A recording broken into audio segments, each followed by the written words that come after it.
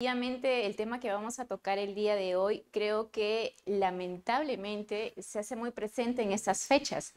Así es que vamos a tratar de abordar este tema de las medidas cautelares dentro del proceso de violencia familiar, de manera que podamos tener un acercamiento. Entiendo de que van a tener mayor amplitud, mayor especificaciones de los temas que abarcan esta ley de violencia contra la mujer y los integrantes del grupo familiar. Así es que vamos a empezar para que nos pueda dar el tiempo y tal vez también poder ayudar a absorber algunas consultas que espero nos puedan dejar en las cajas de comentarios. Y nada, vamos a empezar con este tema de las medidas cautelares que se dan también, a veces se confunde un poco con las medidas de protección, ¿no? Dentro del marco de la ley 3364, que es la que norma este proceso tutelar, este proceso especial de violencia contra la mujer y los integrantes del grupo familiar. Uy, si me ayudan con las diapositivas.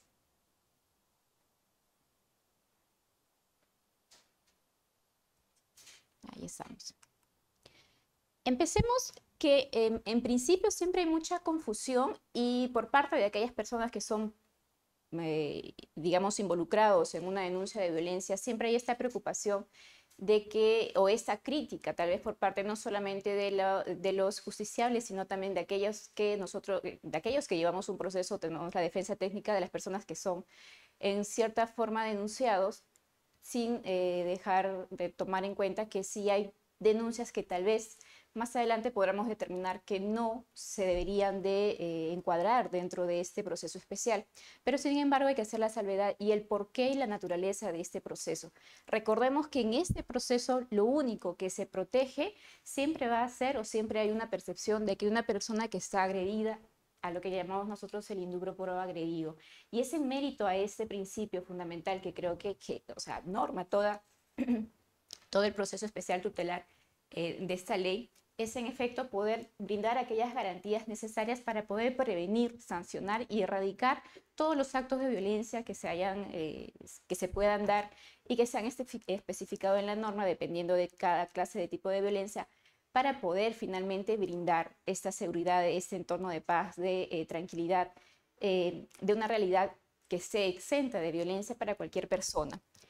Es con especial atención a aquellos grupos vulnerables, entendamos las mujeres, que por un tema histórico son aquellas que tienen mayor índice a ser víctimas dentro de este proceso, sin dejar también los adultos mayores y los menores de edad, ¿no? Entonces, según esta ley, el proceso especial tiene la única finalidad de poder proteger todos los derechos de las víctimas, también prevenir que estos actos se puedan volver a realizar, y tiene para aquellas personas, para aquellos agentes, para aquellos sujetos que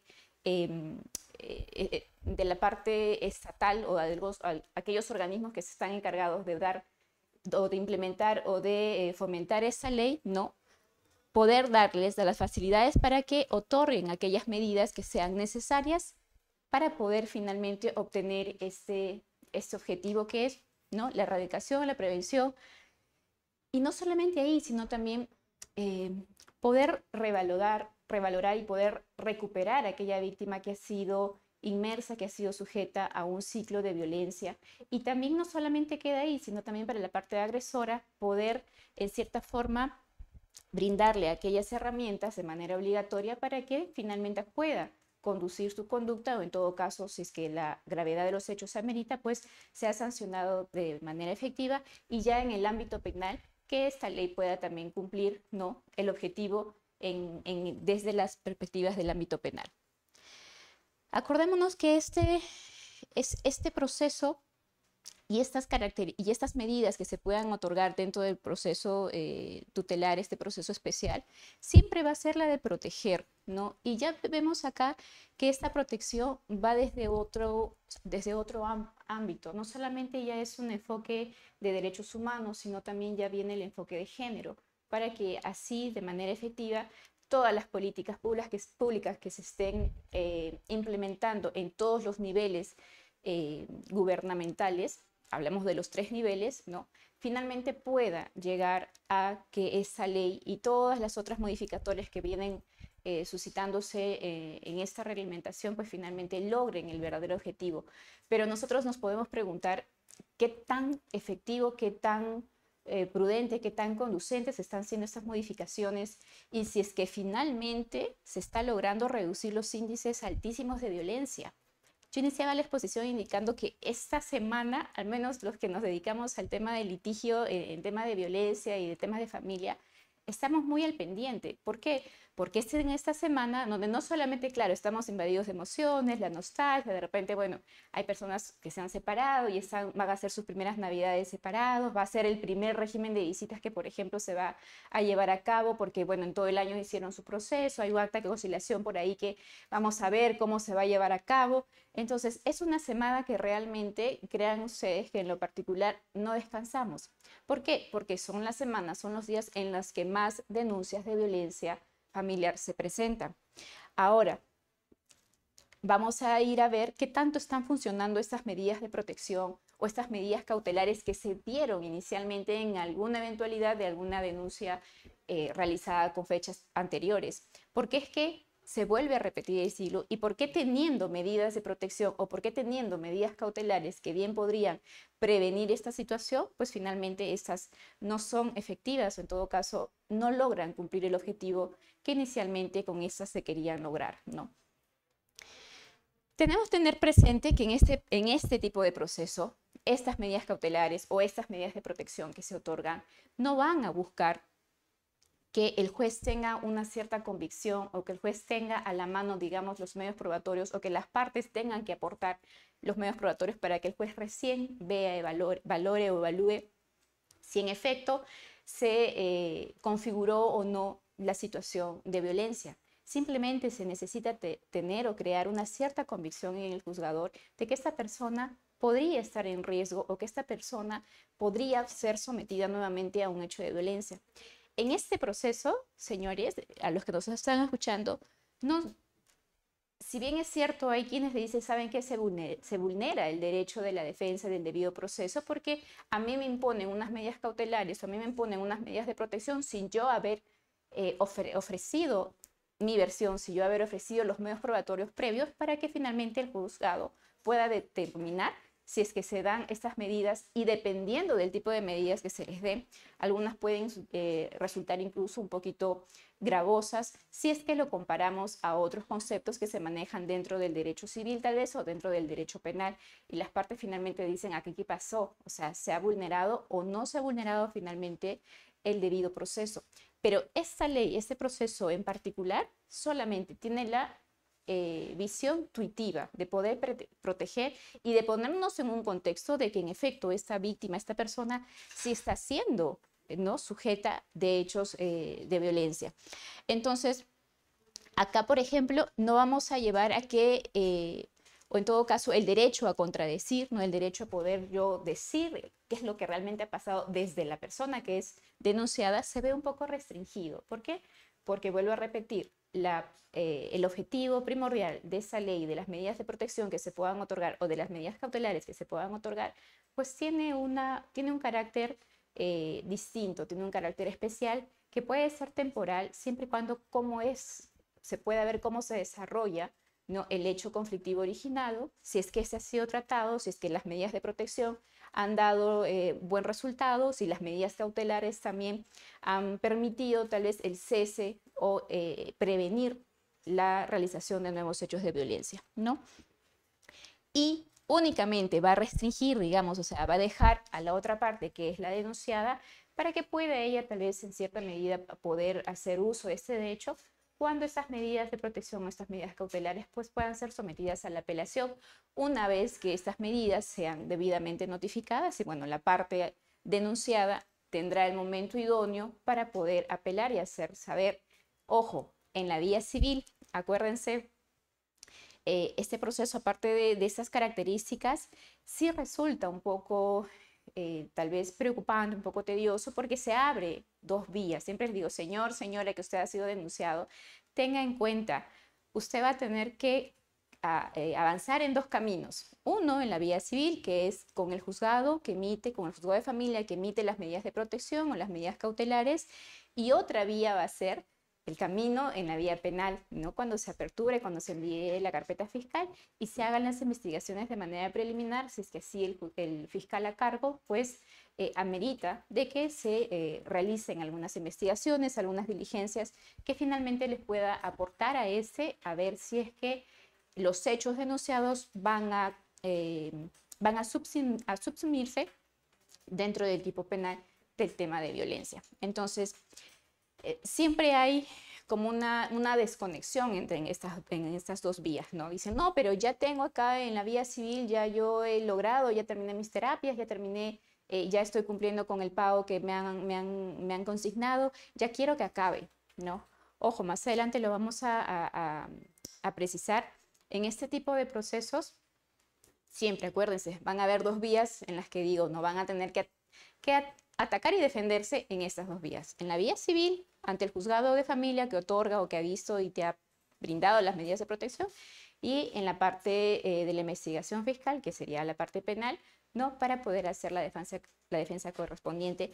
Es en este escenario en la que finalmente la persona que se ha visto involucrada, que ha sido denunciada y se considera que esos hechos son falsos, pues podrá hacer la debida defensa técnica.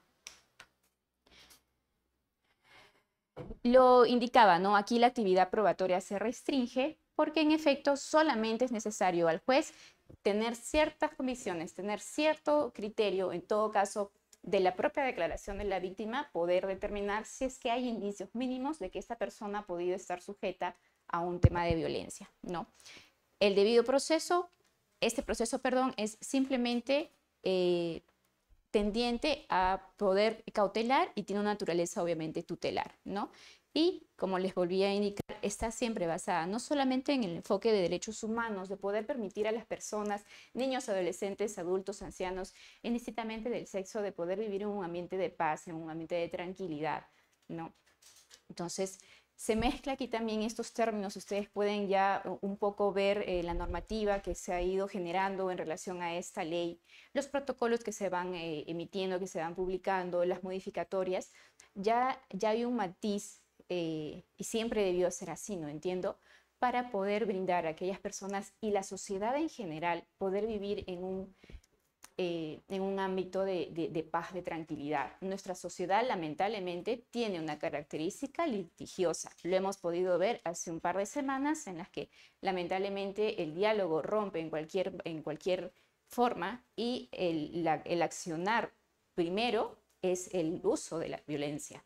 Entonces, esa macroviolencia que nosotros hemos podido visualizar a través de los medios de comunicación, de las redes sociales, señores, es en mini lo que pasa dentro de los hogares, es en mini lo que pasa dentro de una comunidad.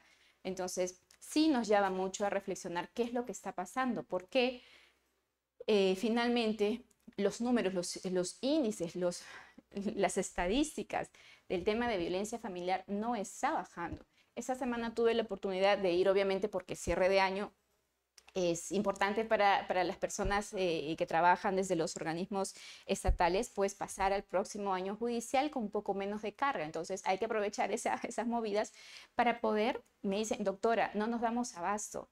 Sí, doctora, pero esta carpeta es del 2019, o sea, ¿cómo es posible que estamos en 2023 que ni siquiera se haya notificado o el archivo o la disposición de las diligencias? Y en efecto, o sea, doctora, si usted supiese, me dice, entran a despachos y son 500 a 1000 denuncias diarias, es poco. Entonces, imagínense, a veces sí, a las personas que litigamos, sí nos ofusca un poco la lentitud con la cual se están llevando a cabo estos procedimientos cuando la característica de este debería ser lo más célere posible. Y en tanto también el otorgamiento de las medidas de protección o las medidas cautelares que uno espera se brindan de manera oportuna, eficaz, de manera razonada, pues demoran, ¿no? Dentro del reglamento ustedes van a poder ver cuáles son los plazos para el otorgamiento de las medidas de protección, dependiendo de la clasificación o dependiendo del grado de riesgo de esta persona, que va a salir, ¿no?, de esta ficha de valoración. Pero lamentablemente eso queda en la norma. No tenemos el plazo de 24, el plazo de 48, el plazo de 72 horas, pero en la práctica realmente dudo mucho que alguien me pueda, a menos que el caso sea muy grave y que ya haya involucrado tal vez la participación de la UPE, por ahí se viralizó de repente una denuncia pública, es recién que las autoridades, que los órganos competentes o los órganos autorizados para poder abarcar ese tema, pues tienen una actividad un poco más oportuna Pero en los demás de los casos estamos teniendo de repente medidas de protección que te pueden llegar a ser notificadas dentro de ¿cuánto? 15 días, 20 días, ¿no? Y los hechos se siguieron suscitando en ese interín. O, sin exagerar, hay medidas de protección que nunca le llegan al agresor y nunca tampoco se puso en conocimiento a la agraviada, ¿no? Entonces, la agraviada, ¿cómo se pone? ¿Para qué sigo denunciando si no es oportuna la ayuda que yo necesito? Y para el agresor vamos a hacer salvedades en tema de las denuncias falsas, que no es, o sea, no podemos negar que también se está utilizando este procedimiento para aprovechar y para poder crear la prueba para otros procesos. Y está de moda, por ejemplo, el tema de la tenencia compartida, el tema de poder cambiar los regímenes que ya estaban ya vigentes, el tema de régimen de visitas, ¿no? De las tenencias propias. Entonces, si bien es cierto, el Estado, los órganos se ponen la venda para decir vamos a proteger cualquier posibilidad de agravio y vamos a otorgar estas medidas, vamos a poder activar todo el aparato, todo el sistema estatal para poder proteger a esta víctima. Pero lamentablemente, pues esto no va acompañado de una vista en falta de recursos, en falta de personal, pues muy poco vamos a poder avanzar, ¿no? Una denuncia, y creo que no me pueden dejar mentir, si se suscitan estos hechos, las personas, si los encuentran en flagrancia, pues van a salir tal vez mañana o pasado mañana ya casi en el cumplimiento de las 48 horas. Entonces, se les puede exigir más también a los policías, a las personas del SEM, de repente a la UPE, ¿no? Para que sean un poco, va a depender de cada caso en particular, y creo que con las salvedades del caso, porque hemos podido conocer en la práctica que colegas, personas, funcionarios públicos que en efecto están abocados a la función. Siempre digo que el derecho de familia no solamente, o sea, debe apasionarte, debe gustarte, pero debe tener este toque, este tino de un poco cuál es tu aporte de manera social como profesional, para tú aportar, para tú poder hacer o este granito de arena para que estos temas, sobre todo de violencia, pues vayan bajando. Si te toca decir como profesional, sabe que señora, esto no corresponde que sea violencia, o no agrave más, o no haga una sobrecarga por gusto, porque también hay otro número negro ahí que las víctimas simplemente, o por cansancio, por aburrimiento, porque simplemente, bueno, hubo un momento, hacen la denuncia y nunca más se presentan a rendir la manifestación cuando son citadas, y tampoco van, por ejemplo, al cumplimiento de sus terapias, o tampoco pasan sus evaluaciones psicológicas. Entonces, definitivamente hay los pros y los contras en este tema de esta ley, y que obviamente como abogados deberemos tener el conocimiento suficiente y la práctica también para poder ver, dependiendo del caso que nos toque, cómo poder hacer una defensa técnica un poco más efectiva, un poco más célere. A todos estos organismos yo les indicaba, ¿no? ¿Quiénes son los que están involucrados? El Ministerio Público, el Ministerio de la Mujer, el Poder Judicial, los centros de emergencia, se ha activado la línea 100, está el programa Aurora, todos estos son finalmente los organismos encargados de poder dar efectividad a esta norma, a esta ley. Pero todos estos se deben trabajar bajo este principio de la debida diligencia, y en especial una debida diligencia extrema, diría yo, cuando se trate o cuando haya involucrados dentro de los procesos de violencia menores de edad, ¿ya? Entonces, acá indicaba, ¿no?, que el juez, o en todo caso, este derecho restringido de poder ejercer el derecho a contradecir, se basa básicamente en que a la sola sospecha, todo el estatal, todos los órganos estatales con las funciones y las capacidades por ley otorgadas pueden y están obligados a poder adoptar aquellas medidas urgentes, proporcionadas y razonables, ¿no?, bajo un mandato judicial, ya sea eso a través de las medidas de protección y o las medidas cautelares en el caso de ser necesarios. Doctora, en todo caso, ya, pero ¿qué son estas medidas de protección? ¿Por qué van a dar estas medidas de protección? ¿Cuáles serían los criterios para que finalmente el juzgador pueda otorgar estas medidas de protección y tengamos, en todo caso, las acciones inmediatas?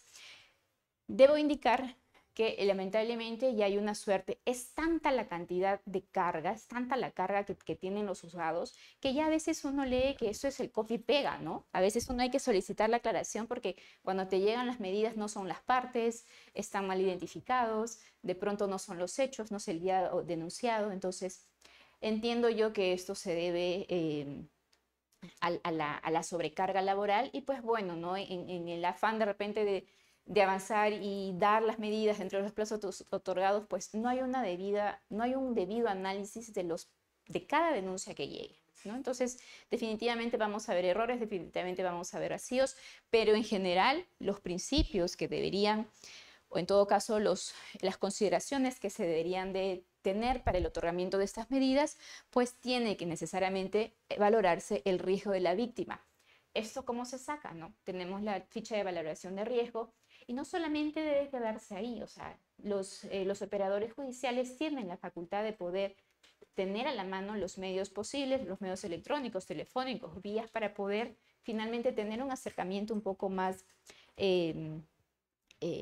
más directo con la víctima para ver si en efecto las medidas que yo o que el juzgador está pensando emitir van a poder atenuar o en todo caso prevenir, ¿no?, que la víctima sea puesta nuevamente en un escenario de mayor riesgo. La necesidad de protección obviamente se da porque entendamos que las características y el perfil de la víctima pues la pone, si ya estaba por sus propias características en un estado de vulnerabilidad frente a un hecho de violencia que ha sido denunciado, obviamente hay una total desventaja porque no solamente esa persona va a tener que hacer frente al proceso normal de esperar el tiempo transcurrido que es la declaración, sino también el proceso propio interno de poder superar un hecho violento. Viendo así cuál es la necesidad y la urgencia de estas medidas. El peligro en la demora. ¿Qué es lo que pasa acá? Es como cuando hablamos de medidas cautelares, vamos a remitirnos a los requisitos que nos precisa el Código Civil para nosotros poder solicitar medidas cautelares en cualquier tipo. O sea, las características deben de cumplirse, están establecidas y de manera extensiva esta ley jala, ¿no? Cuando uno, ¿y cómo son estas medidas cautelares? ¿Cómo las pido? Remítete a lo que indica el Código Civil, el Código Procesal Civil cuando hablamos de medidas cautelares. El peligro en la demora, claro, o sea, son urgentes, pero este peligro en la demora creo que es el que más es afectado al momento de la emisión de las cautelares o las medidas de protección porque no llegan a tiempo, porque no son comunicadas a tiempo, porque no son notificadas a tiempo, ¿no? Muchas veces el hecho 1 se produce el día lunes, no se hace la denuncia, se esperaría que el día mismo lunes o a más tardar 3 días después, las 72 horas, pues se tengan unas medidas cautelares o de protección para que la víctima pueda defenderse, pero no, el agresor nuevamente regresó a la casa bajo pretexto, no sé, de cumplir los temas paternofiliales, pero no llegó a tiempo.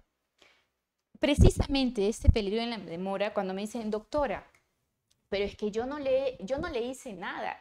Es mentira, ella fue la que me agredió, ella fue la que se autolesionó, ella fue todo. Señor, el Estado no puede abocarse a cada caso particular. Entonces él dice, ok, voy a hacer como que en efecto esta persona si corre el riesgo de ser agredida, si corre en riesgo su integridad física, porque para el Estado, para los operadores de justicia, están pendientes. O sea, si no otorga esta medida, ¿qué es lo que va a ocurrir mañana pasado?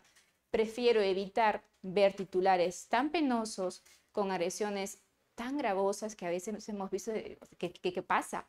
Cada vez los intentos de feminicidio, las agresiones, los instrumentos con los cuales se agreden, que les echan, por ejemplo, ácido, que por ahí las tratan de desfigurar. O sea, se ve una gradualidad a más, ¿no? Es por eso que se necesita y a ojo cerrado, ¿sabes qué? Vamos a otorgar estas medidas de protección porque como el Estado no puede estar tan cerca, dice, ok, voy a utilizar las demás herramientas, los demás órganos de ayuda para que en la medida de lo posible se pueda evitar un riesgo mayor para esta víctima, ¿no? Y obviamente también la urgencia y esta definitivamente y lamentablemente pues se va a ver, como lo había indicado, en aquellos casos en los que realmente muy aparte de la gravedad y la preocupación que te pueda generar, pues ha alcanzado tal vez un poquito de mayor visibilidad, ¿no?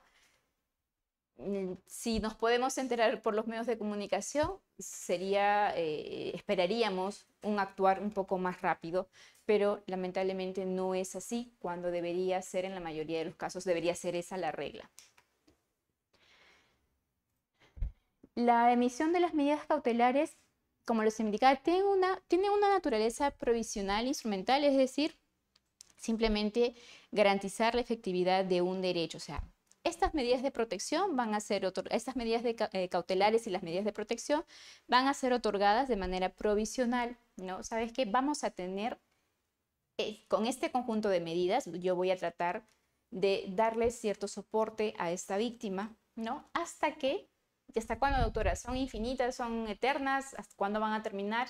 ¿Se podría precisar temporalidad? En algunos casos los juzgados precisan la temporalidad de estas medidas de protección o las medidas cautelares, y si no, se van a valorar su permanencia dependiendo, ¿no?, del estado en el que se encuentre la víctima. Si este riesgo ha disminuido, si este riesgo ha desaparecido, qué es lo que pasa con la víctima para yo finalmente poder modificar, extinguir, variar estas medidas de protección o estas medidas cautelares, o si no, en ese caso, que haya el juez especializado que finalmente regule esa situación. Ojo, estas medidas cautelares se van a dar dentro del proceso de violencia, ¿ya? Yo no he visto, aunque se está haciendo una mala práctica de generar procesos de violencia familiar para regular, o en todo caso para crear pruebas en otros procesos principales, sea de tenencia, régimen de visitas, pensión de alimentos. Entonces, en las conversaciones y en los plenos y en las capacitaciones que podemos participar, siempre hay esta disyuntiva, ¿no?, de entre los magistrados decir, oye, pero ¿yo por qué me voy a inmiscuir en la labor que ya está haciendo otro juzgado? De repente va a haber una contradicción en los pronunciamientos, entonces mejor vaya a verlo en la vía correspondiente, ¿no? Entonces, depende de cada caso en particular, y creo que eso se podría definir si es que el juzgador tendría un poquito más de abocamiento a poder leer o en todo caso confirmar los hechos que se denuncian. ¿Por qué? Porque, señores, en temas de violencia familiar siempre digo, viene una triada: tenencia, alimentos, régimen de visitas, violencia. Violencia, o sea, se mezclan esos procesos. Entonces, en todo caso, yo siempre he criticado, en todo caso he visto que te dan, por ejemplo, unas medidas de protección cuando el origen ha sido el problema, por ejemplo, un régimen de visitas, y el juzgador dice, no, señores, esto yo no lo voy a ver, se evidencia que este problema es un conflicto familiar, no es violencia familiar, y que lo vean en la vía correspondiente, en el juez especializado por la naturaleza, y yo no emito medidas de protección. Señor juez, el niño tiene 3 años, y si la violencia, los insultos, los maltratos, las humillaciones, sea de varón o sea de mujer, papá, mamá, se dan cuando el niño tiene 3 años, o sea, hay una relación conexa.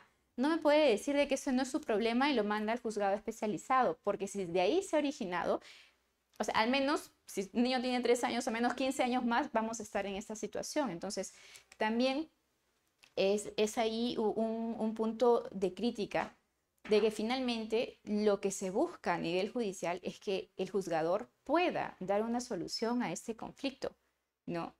Tengo procesos en los que el juzgador agarró, dio sus medidas de protección y se olvidó de estas medidas, ¿no? Y las dejó ahí. Otro problema es la interpretación que hacen las medidas cautelares y las medidas de protección a nivel policial, a nivel de fiscalía, claro, y ahí cuando se puede evidenciar que las denuncias han resultado ser falsas o en todo caso tienen un objetivo distinto a la que es la protección de una probable víctima, ¿no? Siempre van a buscar preservar, ¿no?, la integridad personal de esta víctima o de sus familiares, garantizando así, siempre lo indicaba, el derecho a una vida libre de violencia. Les comento, este protocolo ha sido emitido en marzo, ahora este año, ya, indicando cuáles son los procedimientos, y ante la duda, no, ante tanta duda, ante tanto cuestionamiento, se han realizado plenos, conversatorios y plenos, no sé si los he puesto acá, sino al final está indicado, en los que en efecto, ¿no?, se dan muchos cuestionamientos y finalmente se trata de normalizar o tener un pronunciamiento final para adecuar o para poder ayudar el mejor desenvolvimiento, el mejor desarrollo de las funciones de los juzgados y de todas las personas que también finalmente pues participan o están inmersos en un proceso de violencia, ¿no? Le indicaba estas características, el tema de la sociedad, garantizar los derechos fundamentales de la persona, ¿no? Tiene una función protectora, la remisión de la competencia, los que le indicaba, ¿no? O sea, el juzgador sí está en la capacidad de poder otorgar de manera adicional las medidas de protección, medidas cautelares que finalmente atenúen, contiendan un poco el conflicto que se ha presentado y no sujetar a las partes, sobre todo la víctima, a que inicie otros procesos judiciales de manera adicional, ¿no? Sometiéndola nuevamente a una carga procesal en otras materias también y al desgaste emocional. En la mayoría de casos, señores, hay de repente algunos clientes que después, señor, usted no me llamó hace un año. Sí, doctora, pero es que sabe que esto es demasiado. Yo tengo que trabajar, no puedo estar 1 o 2 horas, no puedo dedicarle tiempo. Entonces es otro argumento como para que también las víctimas finalmente no denuncien de manera oportuna porque sí, es cansado. Hacer el acompañamiento cuando se produce un hecho de violencia es cansado, uno sale de madrugada y eso hay que, o sea, de compañía, porque hay que esperar el resultado, hay que esperar que el fiscal se conecte y por lo general pues esto toma su tiempo y no es un proceso que las partes de repente se sientan un poco cómodas y en la mayoría de los casos también desisten. El contradictorio restringido, lo que se indicaba que este no va a ser el escenario para que tú puedas ejercer tu defensa probatoria, no vas a tener el ámbito especial en la fiscalía para que tú puedas dar los medios, ofrecer los medios probatorios y finalmente se determine o no tu grado de responsabilidad y si se ha cometido, si estos hechos se subsumen en el tipo penal y finalmente no, una vigencia condicionada ¿a qué? A que el riesgo de la víctima finalmente haya variado o ya no exista ¿no? La ley, la 3364, indica que el juzgado puede en una audiencia oral pronunciarse y dar medidas cautelares en relación a qué tipos de medidas cautelares. Tema de alimentos, tema de régimen de visitas, tenencia, suspensión de patria potestad, acogimiento familiar, la disposición de los bienes, ¿no? Y otros conexos, dicen. ¿Qué otros conexos? El que pueda ser. El juzgado tiene amplia facultad de poder brindar todas aquellas medidas necesarias, urgentes, idóneas para poder evitar que esta víctima pueda ser nuevamente sujeta a hechos de violencia. Pero ir un poco más allá, cuando hay menores de edad, o sea, se tiene que ver con un ámbito un poco más amplio. O sea, ¿qué es lo que está pasando en esta familia que realmente detona en un tema de violencia, de hechos violentos? ¿Qué es lo que ocurre? Yo siempre voy a no diría una crítica, pero siempre recomendaría, y es algo que yo siempre hago a mis clientes, varones o mujeres que enfrentan un proceso, lleven la terapia psicológica. Yo no entiendo, puedo entender tal vez en qué medida la terapia psicológica para la víctima puede ser facultativa. Señores, si hacemos la terapia psicológica obligatoria para el agresor, pero no dejamos a esta víctima que se empodere, que esta víctima sane, que pase ese proceso, siempre va a estar acá. Y si le dejas facultativo, o sea, no lo va a hacer. No lo va a hacer porque la sacas de su zona de confort, porque no le gusta, porque yo tengo que, aparte de haber sido agredida, yo tengo que ir a la terapia. Porque ayuda, porque no puedes dejar a la víctima en su papel de víctima. Entonces, requisito indispensable, señora, usted va a las terapias. Porque adicionalmente que a mí me puede ayudar a aportar a nivel fiscal de que la señora sí ha necesitado de llevar sus terapias porque ha pasado por un proceso violento bastante complejo, bastante penoso, bastante delicado, se ha hecho necesario el acompañamiento, la contención, ¿no?, de esta red de apoyo que serán los especialistas, los psicólogos de los centros de establecimientos de salud que le hayan permitido poder superar este episodio, ¿no? Entonces, tal vez o recomendación o a tomarlo en cuenta, estas terapias psicológicas que se disponen para las víctimas deberían tener un ápice, un matiz de un poco más de, no tanto de obligatoriedad, sino que sean indispensables, necesarias. Porque si solamente le damos al agresor, bueno, podrá él tal vez conducir, o sea, modificar su conducta, de repente se establece que no fue realmente el agresor, pero si dejamos a la víctima como que, bueno, si deseas, va, si no deseas, va. No, hay que ayudarle, hay que decirle que esto le va a ayudar a poder no solamente pasar este proceso, tener la contención, tener el apoyo, sino brindarse de las herramientas. ¿Cuál es la principal característica del tema de violencia? La ciclicidad y la dependencia. Cuando esta persona entienda que por sí misma puede salir de este proceso con la ayuda de los especialistas, entiendo, ¿no? Tal vez por práctica puede ser que ya el próximo hecho que ella pueda evidenciar pueda tener las herramientas correspondientes para ya no permitir que este hecho pase. Entonces, dentro de las medidas ustedes siempre ven, o sea, las medidas de protección, las terapias psicológicas son obligatorias para el agresor, facultativas para la otra persona, ¿no? Es un punto en particular que yo siempre digo, señor, señora, vaya usted a hacer sus terapias, pero dice facultativa, vaya, le va a ayudar. Siempre se encuentra dentro de estos procesos una oportunidad para que esta persona pueda darse cuenta de la magnitud del hecho que se ha visto expuesta.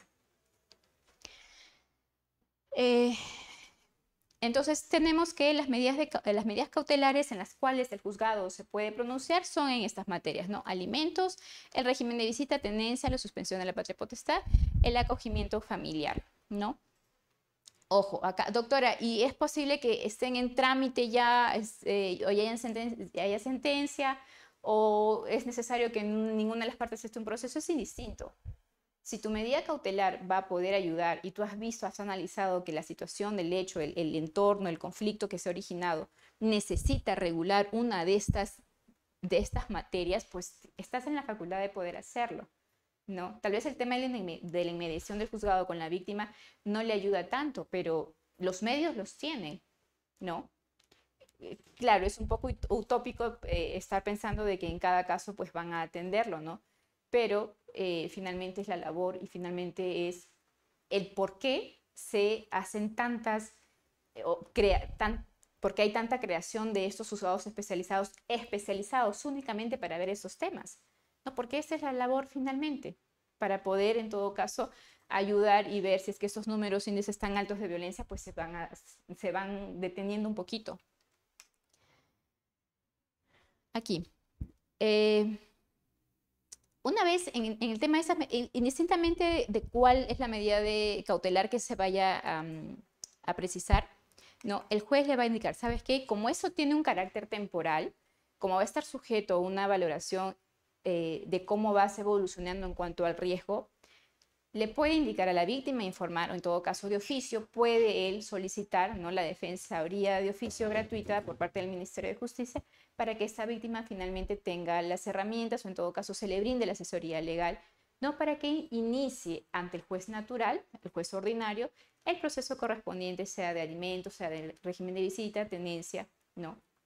Para que finalmente se tenga un pronunciamiento definitivo que finalmente la acompañe, ¿no?, en el resto hasta que se haga necesario tal vez una variación.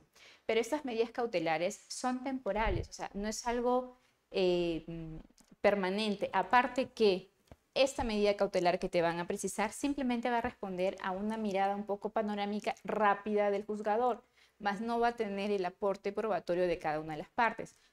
Por ejemplo, si en un tema de alimentos te fija una pensión, una asignación económica de urgencia, muy poquita, ¿no?, o significativa, doctora, pero es que los 300 o los 200, los 500 soles que se están precisando no compensa porque los gastos de los niños son mayores, ¿ok?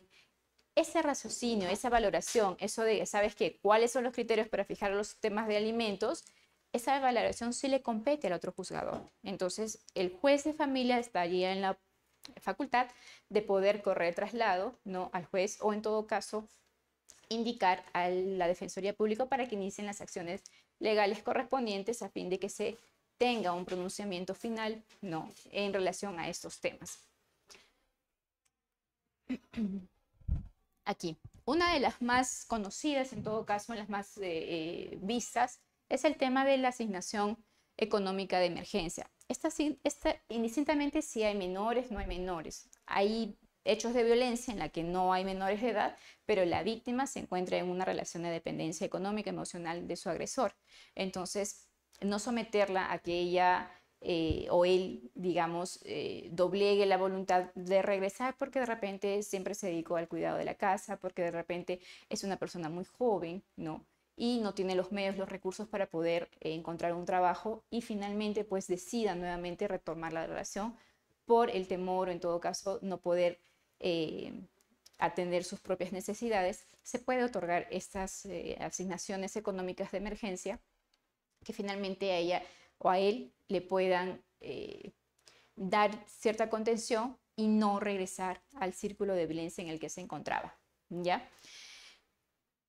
Eso es una suma de dinero indispensable para poder atender las necesidades básicas de la víctima y sus dependientes. Hablemos si es que ya hay niños o de repente si es que hay una persona adulta o de repente si hay una persona con discapacidad que depende, ¿no?, de la persona que ha sido agredida y que lamentablemente el agresor es la única persona que proveía. Entonces se puede establecer un monto significativo, indispensable para poder atender, ¿no? La asignación debe ser suficiente e idónea para evitar que se mantenga o coloque a la víctima en una situación de riesgo frente a la otra persona agresora y que ingrese nuevamente al ciclo de violencia porque, no, en efecto, este era quien asumía los gastos del hogar, por ejemplo. Este pago debe realizarse con un depósito judicial en la agencia bancaria, obviamente para evitar el peligro de la proximidad o nuevamente del acercamiento y que se generen hechos de violencia, ¿ya?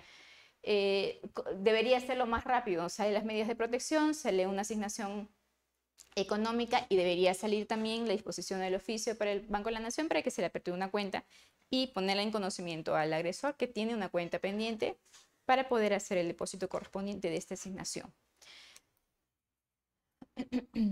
Les indicaba, ¿no? Esto no impide que el juez pueda disponer también como medida cautelar la asignación anticipada de alimentos en el caso de los menores de edad para que se establezca. Ojo, en este ámbito no se va a poder valorar pruebas porque el proceso del otorgamiento es rápido, debería ser inmediato, entonces no va a haber cabida. Señor, muéstrame sus papeletas, vamos a oficiar a la empresa. No hay ese tiempo, no es oportuno, no es el escenario para que se valore. Por eso se indica en la norma que finalmente después se puede remitir los actuados al juzgado natural, no sería en este caso el paz letrado, o solicitar a la Defensoría Pública para que puedan iniciar las acciones ante el juzgado de paz letrado correspondiente, ¿no? Y de existir, por ejemplo, una sentencia, también comunicar al otro juzgado de que el señor no está dando cumplimiento o en todo caso que esta medida cautelar pues estaría modificando, variando, ¿no?, temporalmente la sentencia que esa persona podría tener. Y ahí, bueno, el inconveniente más grande es ver el tema de competencia, ¿no? O sea, el tema de competencia y la independencia de los juzgados de poder emitir o no los pronunciamientos, ¿no? Es decir, oye, ¿por qué el otro juzgado está inmiscuyéndose dentro de las funciones? ¿No? Pero bueno, si todos apuntan al mismo horizonte en base a el porqué y el objetivo de esta ley, pues no debería haber mayor inconveniente y procesalmente esto también se podría encontrar solución. Otra de las medidas cautelares que se pueden precisar es el inventario de bienes. ¿Por qué inventario de bienes? ¿Qué tiene que ver? Porque claro, o sea, si estamos en una relación de dependencia económica en la cual una de las partes se ha dedicado al cuidado de hogar, han generado cierto patrimonio, ¿no?, que están a nombre de una persona, digamos, este agresor, ¿qué es lo que hace? ¿Qué es lo que sí se avisa? Agarra y empieza a vender, ¿no?, dejando así de manera desprotegida patrimonialmente a la persona que tiene derecho, sobre todo en los convivientes, ¿no? O sea, es el caso clarísimo en las convivencias propias, impropias no hablaríamos porque ya entramos en el tema de los requisitos, pero finalmente ese agresor empieza a despojarse de los bienes que finalmente son y sirven, ¿no?, para el sustento. En todo caso, por ejemplo, si compraron una casa pero está a nombre de uno solo, el señor va y vende y dispone. Ahí entra a tallar los colegas civilistas, ¿no? Dice, sí, pero él es propietario y lo puede vender, ¿por qué le tendrían que impedir su derecho de poder disponer de sus propiedades, ¿no? Entonces, el tema de familia siempre va a estar inmiscuido, creo que en todas las ramas del derecho. La prohibición de la disposición de los bienes, ¿no? Esto es no poder disponer, enajenar o otorgar prenda hipoteca a los bienes muebles y muebles comunes. Requiere previamente haber realizado el inventario de los bienes, el que habíamos precisado, para poder considerar cuáles son los bienes comunes, ¿no?, que se hayan podido generar dentro. En el inventario de bienes, tanto como en el impedimento de poder disponer, ¿qué es lo que pasa? Porque se presenta algo, el tema de la violencia económica, ¿no? Esta violencia que fue novedad en la 30364, que ya, o sea, en la práctica se daba, pero la regulan, le ponen el título, la clasifican como un tipo de violencia, ¿no? Pero ¿qué es lo que pasa? O sea, doctores, ¿por qué regresan, no?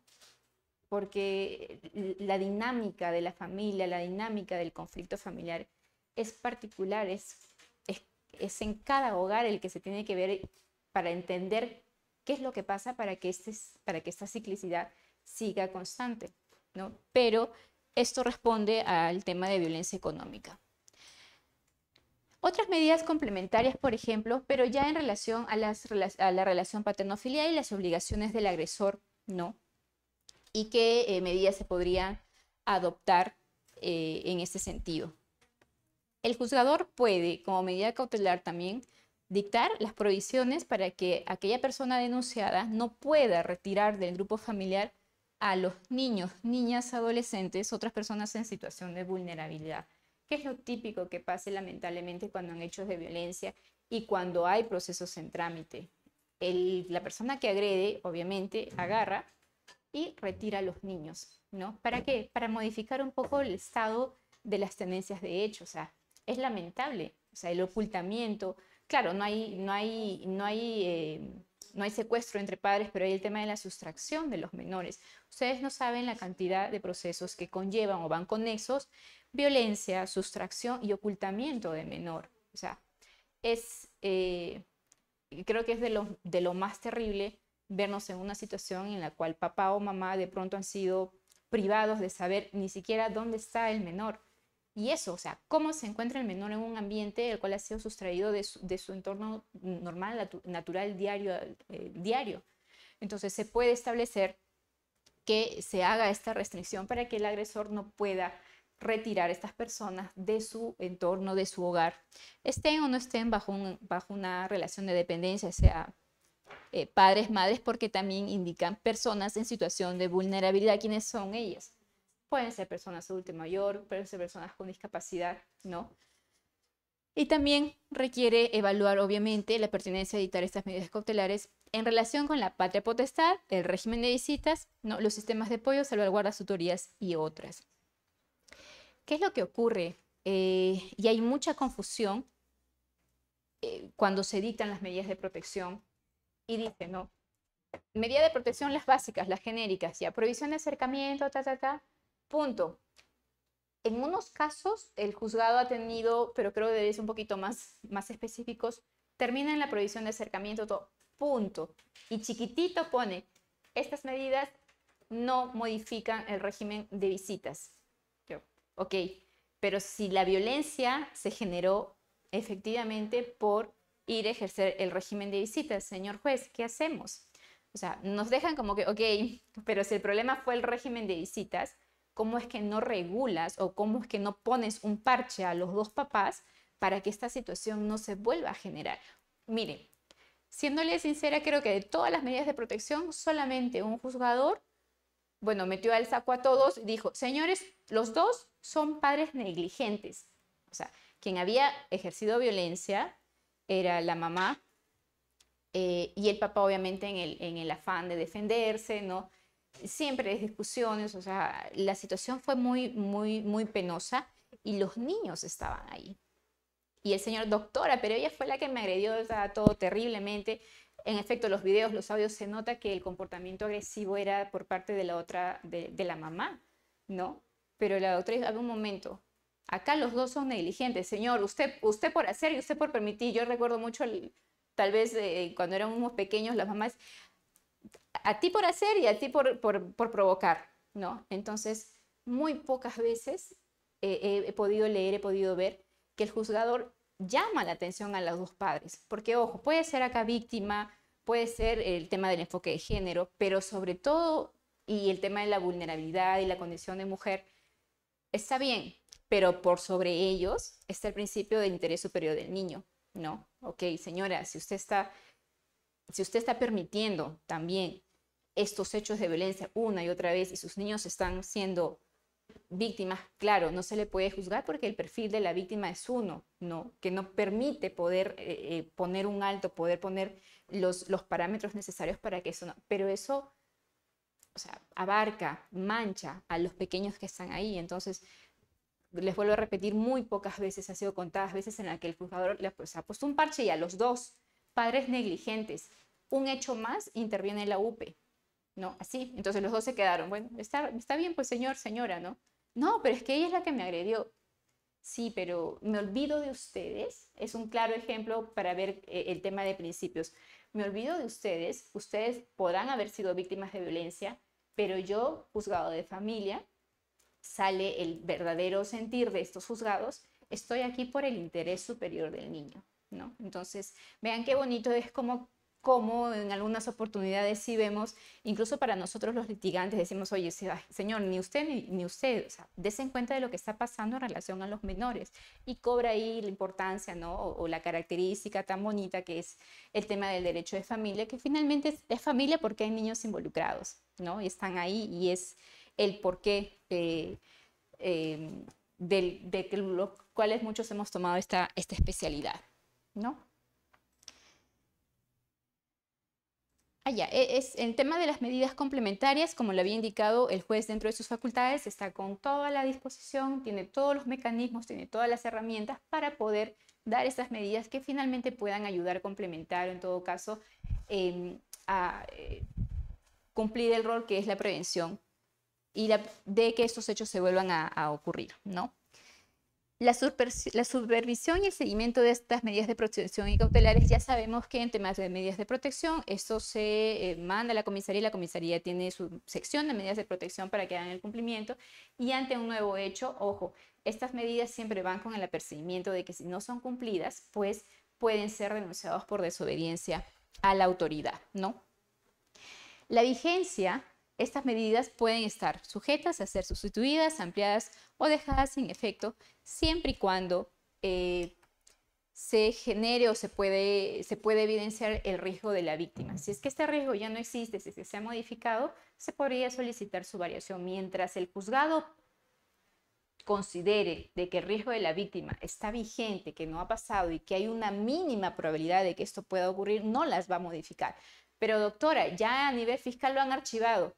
Ojo, cuando les hablaba que había dos caminos distintos, era porque la decisión de un órgano jurisdiccional no, digamos, modifica o no condiciona la decisión del otro. Quiere decir que si yo obtengo un archivo a nivel fiscal que no acreditó, o que no pasó, o que simplemente no hay los elementos de convicción y de verosimilitud fundamentales, lo archivo.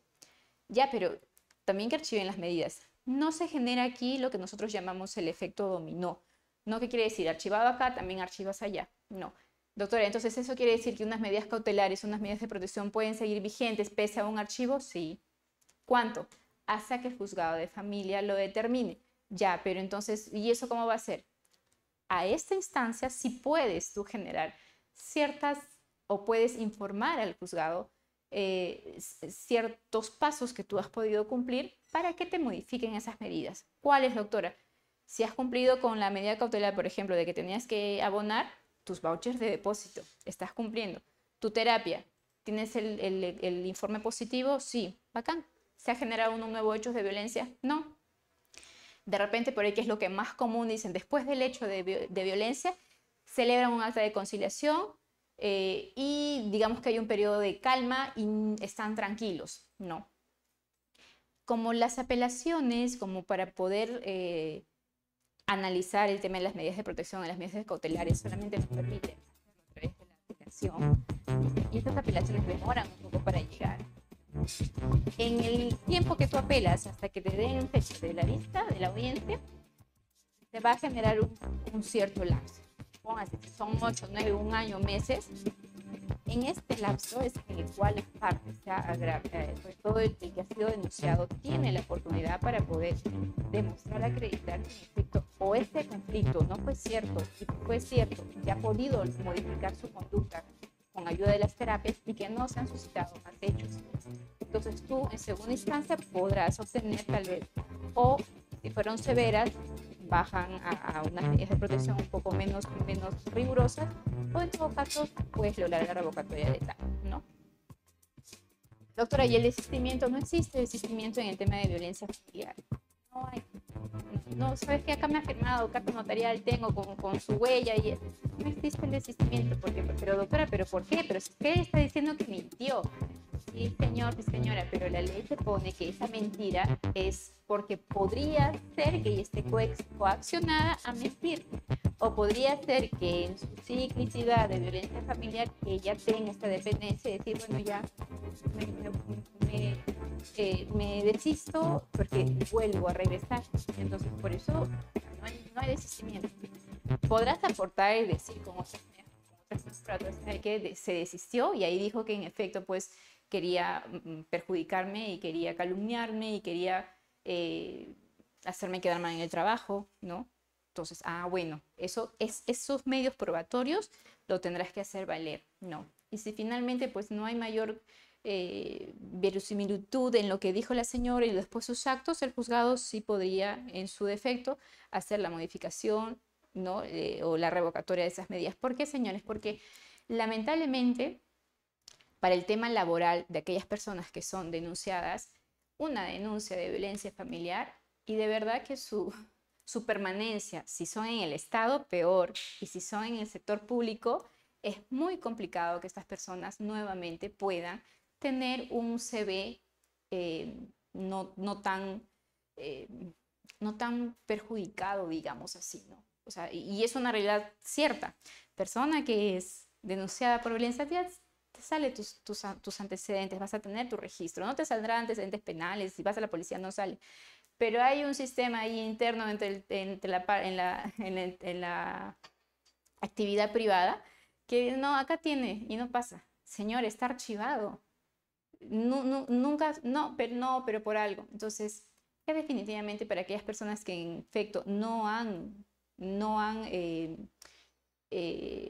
producido, no han agraviado o se les ha imputado de manera maliciosamente estos hechos, pues sí se ven en un proceso de poder atender su situación laboral, legal, de poder limpiar todo esto para que ellos finalmente pues puedan ser contratados, porque en la mayoría de los casos también son despedidos. Entonces hay mucho cuidado y mucha indicación también de nuestro lado como asesores, como personas que acompañamos a ellos quienes están involucrados, ¿no? O sea, hay que tener conciencia de decir qué tanto yo puedo lograr, qué tanto yo puedo causar haciendo un mal uso de estas herramientas.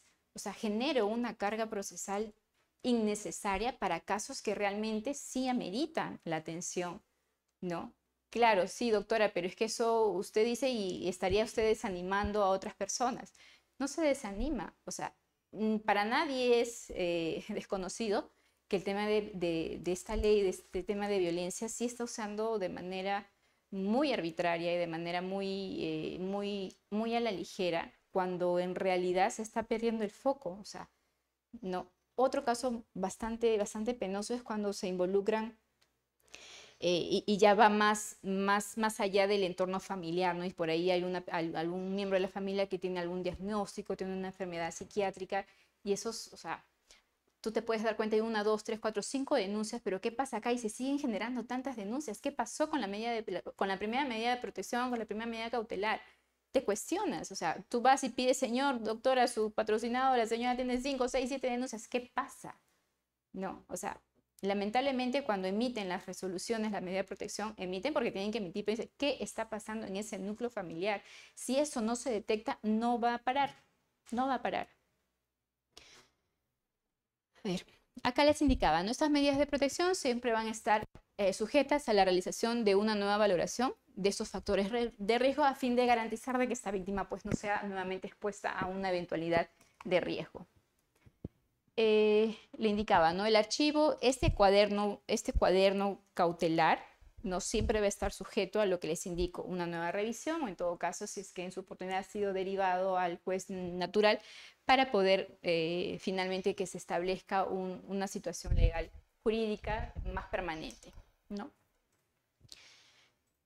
Aquí le indicaba, ¿no? Se van a mantener mientras persistan las condiciones de riesgo y les indicaba, no se genera el llamado efecto dominó. Y finalmente, en este último pleno jurisdiccional sobre violencia, se establece si en efecto los juzgados de familia que otorgan las medidas de protección podrían no emitir medidas cautelares que finalmente puedan regular o en todo caso puedan modificar los temas de tenencia, régimen de visitas, suspensión de patria potestad, ¿no? En circunstancias especiales en las que hayan puesto en riesgo la vida y la integridad de la familia.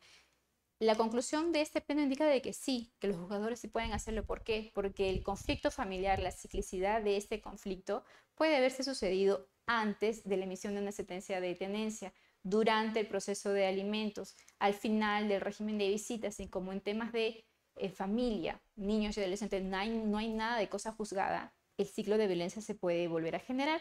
En todo caso, la respuesta final es que estas medidas cautelares sí pueden ser otorgadas, ¿no? Por el juzgado de familia correspondiente que ve el tema de la denuncia por violencia para poder en cierta medida, o en todo caso, atenuar, hacer una contención, ¿no? de este conflicto que finalmente se ha suscitado. Así es que eso es a grandes rasgos el tema de las medidas de protección y las medidas cautelares que se dan en el auto final. Y en conclusión, bueno, siempre es bueno, o sea, tener a la mano el conocimiento, pero en comparación y como un puertazo hacia la realidad, vemos, ¿no?, que estas medidas a veces están siendo otorgadas un poquito no tan de manera oportuna como se esperaría, que amerita la urgencia de un hecho de violencia denunciado. Así es que bueno, conmigo es todo ello para poder compartir. Si tienen algunas dudas, preguntas, yo quedo presta para poder absolver, ayudarlos en lo que pueda responderles. Quedo a su servicio. Muchas gracias, doctora Cleidy. Esta ha sido una hora de una clase gratuita. Muchas gracias por su presencia en el marco de la promoción de nuestro diplomado en violencia familiar, de género y delitos sexuales. Y recuerden que el día de hoy, 30 de diciembre, vence el plazo. Tienen hasta hoy para matricularse en nuestro diplomado y acceder a los 2 beneficios: pago en 2 cuotas y un libro gratis valorizado en 100 soles de la doctora Susana Castañeda Otso. Así es que, amigos, los invitamos a que puedan matricularse el día de hoy, porque hoy vence el plazo para matricularse y acceder a los 2 beneficios. Y vamos con las preguntas, doctora. Han realizado preguntas aquí en el Zoom. Vamos a ir con la primera pregunta. A ver, saludos para todos los que han estado asistiendo a nuestra sesión en vivo. Saludos para Gomer, para Flor, para Rocío, para Juan, para Luis Enrique. Estamos en vivo, son las 5:11. 5:11, doctora Cleidy. Muchas gracias por acompañarnos. Esta es la calidad de los ponentes que nos van a acompañar en nuestro diplomado de violencia familiar, de género y delitos sexuales. Así es que, a ver, vamos a revisar las preguntas. La primera pregunta es de nuestra colega Flor. ¿Qué nos dice Flor? Dice, tengo una pregunta, dice Flor. Si en el juzgado de familia solicito medida cautelar en el proceso de violencia y el juez me la otorga, dice, ¿el juzgado tiene que firmar un cuaderno y remitir al juzgado que corresponde, doctora? Claro, si tienes un proceso en trámite, ponte que sea, no sé, de alimentos. Si tienes el proceso en trámite, el juzgado de familia sería oportuno poder correr traslado, hacer este cuaderno y mandarlo poniendo en conocimiento de que él ha establecido una asignación anticipada. ¿Por qué? O tú puedes solicitar, o en todo caso, a tu juzgado natural, el que está viendo el proceso principal, indicar, ¿sabe qué, señor juez? El juzgado de familia me ha otorgado una asignación anticipada. No, la asignación anticipada te va a acompañar, pero tú necesitas tener algo definitivo, tu sentencia de alimentos. Entonces puedes solicitar que pongan en conocimiento al juez natural de que tienes una asignación anticipada que te pueda acompañar hasta que se emita la sentencia. Ojo, el juzgado de familia no va a valorar las condiciones económicas del señor, no va a valorar las necesidades del menor, las circunstancias particulares. O sea, el juzgado de familia no va a ahondar en los criterios que establece el Código para la fijación de alimentos. Entonces, te conviene a ti que estas circunstancias se establezcan de manera idónea para que tu pensión responda a tu realidad y no responda únicamente a un solo hecho. Entonces sí lo puede poner en conocimiento. Muchas gracias, doctora. La siguiente pregunta es, nos ponen un caso, ¿no? El colega Luis Enrique nos coloca un caso, dice, indica, en muchos casos los denunciantes lo hacen para exonerarse de responsabilidad, porque el verdadero agredido es el denunciado, ¿no? Coloca un caso de una persona que tiene 5 denuncias por parte de sus 2 hijos, dice, de la pareja de uno de ellos y de su ex esposa. Está divorciada, dice, él está divorciado hace 31 años. Uno de los hijos tiene 42 años y tuvo un problema en su departamento con su actual pareja y su expareja, dice. Le hacen responsable de ese conflicto y los jueces hacen una copia y pega de manera irresponsable. Bueno, le da una calificación al proceso, ¿no? Dice que es una aberración, muchas veces no hay equidad procesal, es un comentario crítico, ¿no? Sí, en efecto, es algo que yo he repetido, o sea, lamentablemente hay quienes están usando este proceso especial para poder generar prueba, para poder malintencionadamente perjudicar a la otra parte. En efecto, o sea, si tú tienes una denuncia y te denuncian, ¿qué es lo que está pasando? Pero no olvides, más allá del el carácter tuitivo de este proceso, no se te restringe a ti poder brindar los medios probatorios a nivel correspondiente, que es a nivel fiscal, y ahí sí puedes poner tus manifestaciones, tus videos, tus audios, si tienes, no sé, tú un registro. Generalmente ya cuando son personas adultas o es por temas personales de alguna enfermedad que presente o temas, por ejemplo, patrimoniales. O sea, lamentablemente hay que distinguir el tema de violencia familiar con el tema del conflicto familiar. Si el conflicto se está suscitando por temas patrimoniales, van a tener que atenderlos en la vía correspondiente. Claro, o sea, mientras tanto se siguen generando sucesos pues, conflictivos entre las partes. Y sí, sí es lamentable, pero lamentablemente el juez no se puede abocar a un solo, imagínense, a un solo proceso, ¿no? Él va a tener que dar las medidas generales correspondientes, de manera que ojalá esperemos esto les pueda ayudar, pero tienes que atender en las vías correspondientes. Si es temas de patrimonio, vete por la vía civil y correspondan y determinen qué es lo que está pasando, ¿no? En ese sentido. Gracias, doctora. Tenemos otra pregunta de la colega Rocío. También nos coloca un caso. Dice, sobre un problema en el descuento de alimentos. Dice, es funcionario público. Dice, toda su vida mantenía sola a su hijo, porque su padre vivía en otro departamento y tenía de manera simultánea 2 juicios de alimentos con otras 2 exparejas, ¿no? En Chimbote. Cuando terminó de pasar a sus 2 familias, dice que le pidió pensión alimenticia. Pero esta persona, que también es abogado, dice, le hizo una fuga asistida por no acudir a la audiencia de alimentos. Y ahí mismo lo llevó a su menor hijo, dice, a ponerme una denuncia por violencia familiar.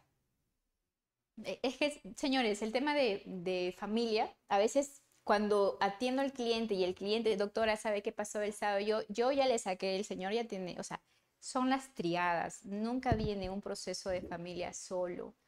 Te va a venir alimentos mezclado, o sea, y en el peor de los casos, o sea, cuando se te juntan todas las materias de familia, pues es lo más lamentable, ¿no? Porque imagínense a estos menores vivir en este constante conflicto de sus padres, ¿no? Pero pasa así, estimada colega, o sea, lamentablemente un proceso de familia no te viene solo, siempre te va a venir con violencia, alimentos, violencia, visitas, violencia, tenencia. Lamentablemente así, porque se está enfocando mal el tema de poder atender en las sentencias de alimentos, en las sentencias de tenencia. El juez natural también debería, no porque, ¿sabes qué? Yo no puedo inmiscuirme en esto. Tú, juez de familia, o que tengas que ver temas de menor, como le indica, a nivel supranacional y a nivel internacional, si hay niños de por medio, deberías de abordar también, señores, ese tema de violencia. Y adicional, les voy a ordenar terapia psicológica obligatoria a los 2. Pero eso es un proceso, señor, de régimen de visita. No, a los 2 terapias y obligatoria. Y me tienen que enviar el informe de que están asistiendo, porque ya ahí abarca el ámbito personal del agresor, de la víctima. O sea, hay niños a quienes no se les puede, o sea, seguir agrediendo en sus derechos, porque finalmente son quienes dependen de los adultos, y los 2 adultos son los que se pelean. Entonces, pobre criatura. Los procesos de violencia no vienen solos, colegas, no vienen solos. Muchas gracias, doctora. Es, bueno, la realidad de nuestro sistema judicial, ¿no? y de nuestra cultura jurídica también, ¿no? Del país. Bueno, vamos a hacerle llegar, doctora, los saludos, los agradecimientos también de parte de los asistentes. La colega Ruth nos dice gracias, doctora. La colega Pamela dice excelente clase. Gracias. La colega Fiorella dice muchas gracias, gracias, doctora. La colega Rocío, la colega Isabel dice muy buena ponencia, doctora Cleidy, muchas gracias. Bueno, también reciba, doctora, nuestro agradecimiento de parte del equipo de LP. Y aquí también nos acompaña Enrique. Así es, y también la doctora va a ser parte de nuestro diplomado en violencia familiar de género y delitos sexuales, así que recuerden, hasta el día de hoy tiene el beneficio del pago en 2 cuotas y el libro gratis. Inicio de clases, sábado 7 de enero. Recuerda, hasta el día de hoy. Enrique, ¿dónde puedo tener mayor información? Puede entrar a la página de lpderecho.p. Hay un link que dice diplomado en violencia familiar de género y delitos sexuales. Así que la doctora es parte también de la plana docente. Y doctora, por favor, si nos puede de repente compartir sus redes, su teléfono, nuevamente, si tenemos alguna consulta adicional para que usted las pueda absolver. Sí, claro, muchísimas gracias por los saludos. Igual espero haber aportado un poquito más, animándolos siempre a que se matriculen en el diplomado.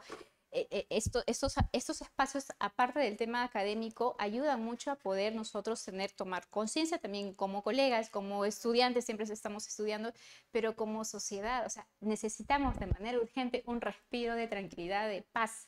Entonces, estos ambientes son oportunos para también hacer un tema de intercambio de experiencias de la práctica del trabajo. Me pueden ubicar, yo encantada, los teléfonos, el personal, el 999-70-1876. Tengo, bueno, en el WhatsApp siempre estoy ahí disponible, me pueden hacer las consultas precisas para poder ayudarlos. Y en redes sociales, en el Facebook, pero sobre todo en el WhatsApp y los correos electrónicos también. El personal es clebutronra01@gmail. Si es que desean hacer llegar sus consultas, encantada. Sean concretos, precisos para que me pueda permitir contestar también a los demás. Nada, yo agradecida con la invitación y espero verlos en el diplomado. Muchísimas gracias, doctora Cleidy. Ha sido un honor para nosotros que hoy haya podido cerrar, ¿no? Cerrar nuestra campaña del diplomado hasta el día de hoy de la publicidad de